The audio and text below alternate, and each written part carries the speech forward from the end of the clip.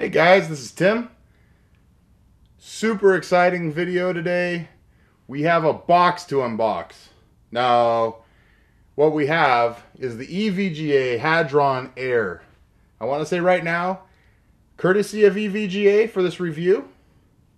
So let's go ahead and get the box open and see what's inside the box, because I actually don't know. Well, let's see what the box has to say for itself first. We'll steal a line from Linus here. Nothing. No. Oh. It says it's 16 pounds. I don't know that that actually helps anything. So any of you out there, you're going to buy this case? Apparently in the shipping box it weighs 16 pounds.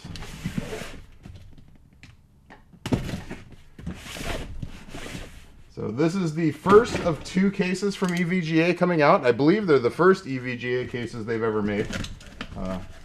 Don't necessarily quote me on that, but it is tiny. And this is going to, on video, this is going to be hard to tell.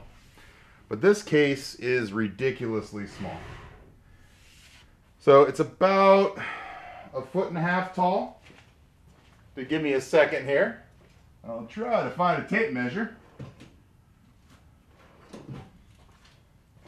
because this will be more exciting than just me telling you how tall it is. So it's a little under 13 inches tall and a little over 6 inches wide, almost 7 inches wide. And I'll give a free game on Steam to the first person that knows what these kind of rulers are actually used for. Well, at least what I know that they're used for. So, nice clear plastic front. Well, black plastic, but shiny. I actually prefer this to a lot of the cases today. The brushed aluminum cases look awesome until I'm an idiot and put my fingerprints all over them. You have one on-off switch right there. On the side, we have room for a slot-loading DVD. I love how they tucked that in this case. Not that you need it anymore, but just to have the option on it on an ITX case is nice. Headphone, microphone, 2 USB 2.0 ports. On the other side, we have a gorgeous window. On the back, we have room for, or I guess we have 2 grommets for water cooling or cables or whatever you need. Obviously 2 expansion slots because it is ITX, and we have a built-in 80 plus gold small form factor power supply. And these are this is one of my only concerns with this case, is that these power supplies are notoriously loud, because it's really the main place you see those kind of power supplies is in servers. I'm guessing if it's an 80 plus gold, however, and EVGA's worked on it, it's probably going to be quieter. I'll have to do a review. I'm going to do a build of this case with some cool parts I think you guys will really like, so keep watching for that video. We of course have the back I/O, and let's go ahead and get into the case. I'm sorry if I'm a little off center here, guys. I actually have a new setup here. So thumb screws are actually kind of nice. They're plastic, but they're actually really easy to undo. They're not hard on your hands like some of the metal ones are. So I don't know if you guys notice, it does have a slight tilt right now. I'm pretty sure there's feet in the accessory box, which I'll go over at the end, or not, or it's supposed to sit at that angle. Let's see. Yeah, we'll look in there in the end. What I really want to do right now is get in the side of this sexy little beast. So, plastic on the plastic, I guess, to protect it.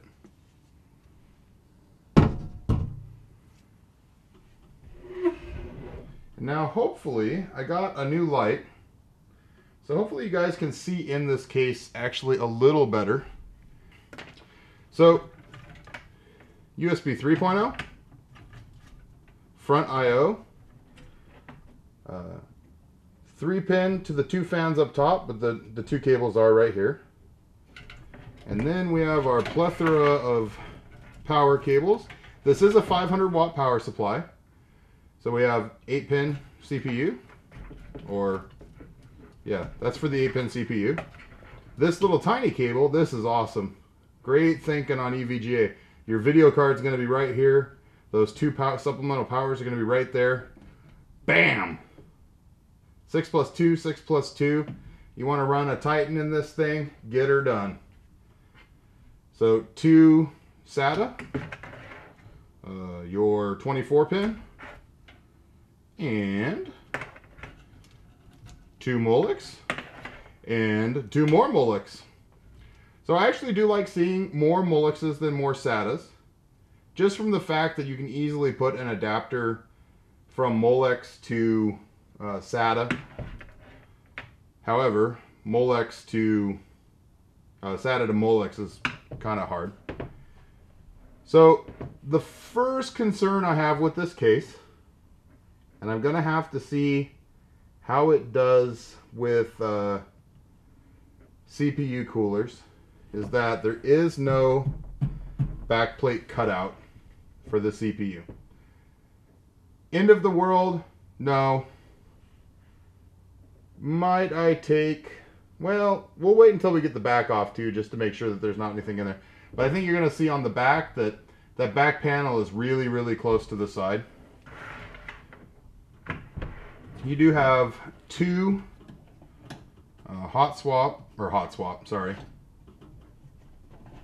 swappable, but not hot swap, caddies, and those accommodate 3.5 or 2.5 using the holes inside.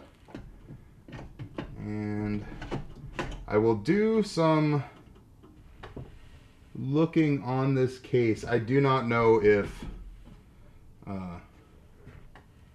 that cage easily comes out or not. I will have to take a look, but it looks to be riveted in.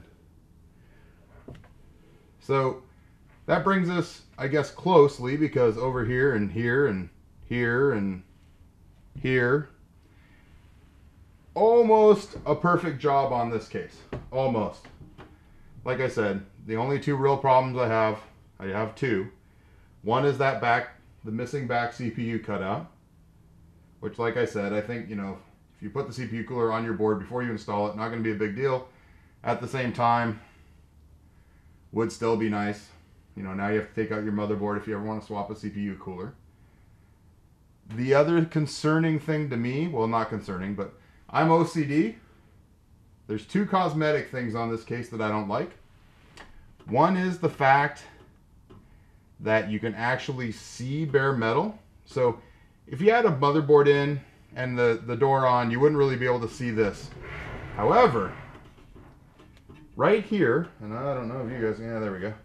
Right here, which I think is a spot for 2.5 SATA. I actually have to check. So there might be a drive there too. But it's kind of, I really wish they would have powder coated this. Just from an aesthetic standpoint. Because when that door's on, if you don't have anything there, you know, you're going to see that bare metal. And, you know, for a case that I think is pretty slick. The other thing is, I would have really liked to seen better sheathing on the cables. If EVGA lets me, I might actually send this power supply out and have somebody custom sleeve it. So we'll have to see what they say about it. But I would really like to see this with a custom sleeve. I think it would neaten it up quite a bit. You know, it's a small case. There's not a whole lot going on here, right? Well, almost right. In the top, and again, oh, look at that. You can see it. The new light is working, guys. Sorry, I just bumped the camera there. But the new light is working, guys. The 2 120 millimeter fans in the top. set in exhaust. They're both in exhaust position. So that brings me to the, I wonder if you could put an H100 in here or something, but I'm pretty sure there's not going to be any headroom right up against the fans. And you would have to, I'm pretty sure, drill out the drive cage. It's going to be a dust collector. So there, unless you reverse the top fans, which really do look like they're digging air. I'm pretty sure. I'll have to take one of the fans. Well, actually, we'll take the top off and take a look. I'm pretty sure they're in exhaust position. Personally, I might reverse those and put some mesh on them, because all these little holes in the bottom don't have any mesh to be cleaned. So I'm a little worried that this case might turn into a dust magnet. And it's so small that any airflow issues are going to be real trouble. So let's get the other side off. So we'll go ahead and take off the left side here.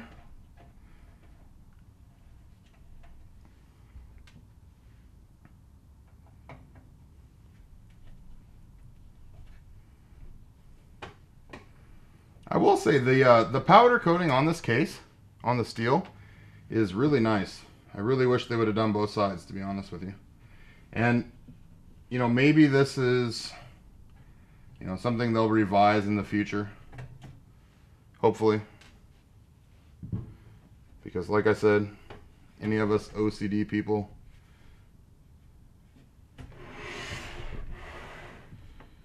okay, let's see, there we go. Carefully take that off, because there's the little eject button right there. So, this kills me.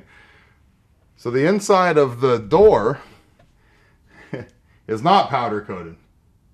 The back side of the motherboard tray, which nobody will ever see, is powder coated. So, you know, whatever. I do like to see, however, there are little anti-vibration pads. However, this brings me to kind of my last gripe with this case, which, for how small it is, I think you're all going to know what I'm going to say. No room for cables in the back. Now, end of the world? No. You're just going to have to spend some more time on cable management. EVGA has already taken that into account and has made shorter cables off the power supply. So this power supply is custom for this case. So they've already thought of that. But, you know, it would be nice to see, you know, make the case an inch bigger, offset the fan so I can put an H100 in the top, and give me some room for cable management. But like I said, just being nitpicky. I'm actually totally in love with this case. So I'm trying to be fair in my review, just so that you guys know some of the things that I'm looking at when I look at cases. However, there is no one case that I like 100%. I'll be completely honest. It's just the only way that I'd ever get a case that I was completely happy with is if I ever built one myself. So, you know, look for that Kickstarter project someday. Haha, not. Way too lazy for that. Got a real job. Got this job. Got a hobby. Don't need any more. So now we come to where this baby gets its name. Oh yeah. 2 120s in the top. Makes me wish that I could fit, well, see now, this makes me question whether or not you could do something. So there are holes so that you could move the fans together. I wonder why that is. I honestly don't know, because I'm really concerned that there's not enough offset. I mean, if you could fit an H100 in this thing, I would just about go googly. Man, it'd be really tight. Yeah, I think you definitely have to take out the drive cage. There is room right here, But I just don't think, even an H100, I don't think is fitting in that slot. And the biggest thing I'm concerned about is if you take away any of the headroom, your 8-pin just, you know, probably not going to fit at all. But we'll see. When I actually have a Z87 Stinger board coming from EVGA. That and the Asus ROG ITX board, I think, are hands down the two best, especially if you want to try a little bit of overclocking. I wouldn't really recommend a lot of overclocking in this case, unless you can fit something like an H100 in here, just because there's not a lot of thermal dissipation in this case. Right, if you want to really overclock, get a bigger case, something with a little bit better airflow, something that's moddable, like, oh, I don't know, the next version of this one that has a water cooling feature in the top. Yeah, that's right. There's a water cooling one coming. But I really like the look of this case. I really like, I don't know, it's hard to get over. I like powder coating. And it's definitely, it's not quite a wrinkle finish, but it's pretty damn close. I mean, as close as you're going to get stock on a case. You know, it looks good. It doesn't really fingerprint. It's got room for a DVD drive if you want to, which actually for me is important because I like to burn my raw content to Blu-ray DVDs just so I have a more permanent solution for storage that I can go, you know, throw in a safety deposit box somewhere just in case the house burns down or something, you know, who knows. A flood. Tornado, although if there's tornadoes in Seattle, I think we're all in bigger trouble. But I really like the look of this case. I mean, I really wish they would have just powder coated everything. I understand not powder coating, you know, where the doors attach, but they could have powder coated the inside of the doors. They could have powder coated that back. Just that little bit more powder coating would have, you know, really make this thing sing. But this is a great case. I mean, even with the nitpicky stuff that I've brought up in this video for only the second time, and I think only since the Node 304, we're giving this one the Timmy Tech TV Gold Award. I don't throw those around lightly. 170 some videos, and I've given out 2 now.